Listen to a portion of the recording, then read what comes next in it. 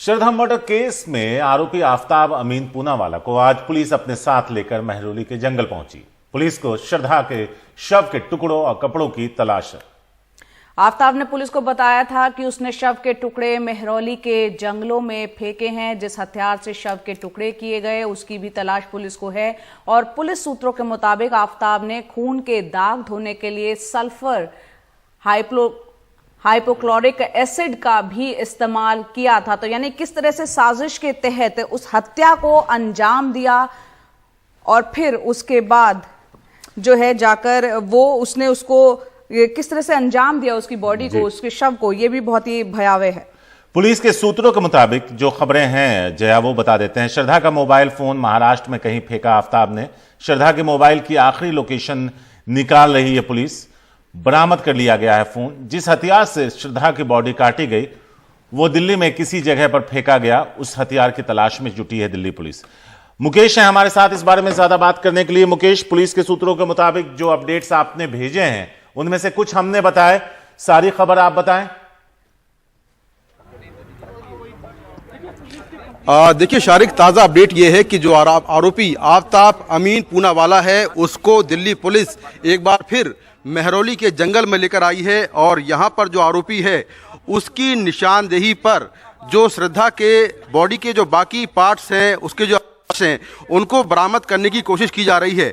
क्योंकि हत्या को 6 महीने बीत चुके हैं, तो ऐसे में जो शव के टुकड़े हैं उनको बरामद करना काफ़ी मुश्किल काम है। केवल अवशेष बचे होंगे, खासतौर से हड्डियां बची होंगी।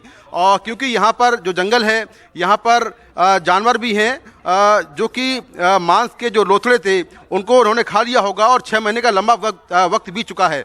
तो पुलिस जो भी अवशेष यहाँ पर मिल पा रहे हैं उनको बरामद करने की कोशिश कर रही है। और इन अवशेष के जरिए जो श्रद्धा का डीएनए प्रोफाइलिंग है वो कराया जाएगा, जिससे कि पता चल पाए कि ये जो टुकड़े मिल रहे हैं क्या वो श्रद्धा के ही बॉडी पार्ट्स हैं। तो यहाँ पर लगातार दिल्ली पुलिस, आप देखें कि जो आरोपी है वो यहाँ पर जंगल के अंदर है और जो दिल्ली पुलिस है वो लगातार ये कोशिश कर रही है कि श्रद्धा के जो बाकी बॉडी पार्ट्स हैं उनको वो बरामद कर पाए। अभी तक केवल 12 से 15 टुकड़े बॉडी के दिल्ली पुलिस बरामद कर पाई है। जो श्रद्धा का सिर था वो अब तक बरामद नहीं कर पाई है पुलिस। तो यहाँ पर आरोपी को पुलिस कुछ देर पहले लेकर आई है और लगातार ये कोशिश की जा रही है कि श्रद्धा के शव के बाकी जो टुकड़े हैं वो पुलिस बरामद कर पाए। अगर आपको मैं जंगल दिखाऊं तो काफ़ी बड़ा ये इलाका है जंगल का। और यहाँ से पास में ही आरोपी ने छतरपुर पहाड़ी के पास फ्लैट किराए पर लिया था जहां पर वो रहता था। यहां से उसके घर की दूरी महज 1 किलोमीटर होगी। तो घर से वो लगातार रात में 2 बजे निकलता था और इस जंगल में आकर श्रद्धा के बॉडी पार्ट्स फेंक देता था।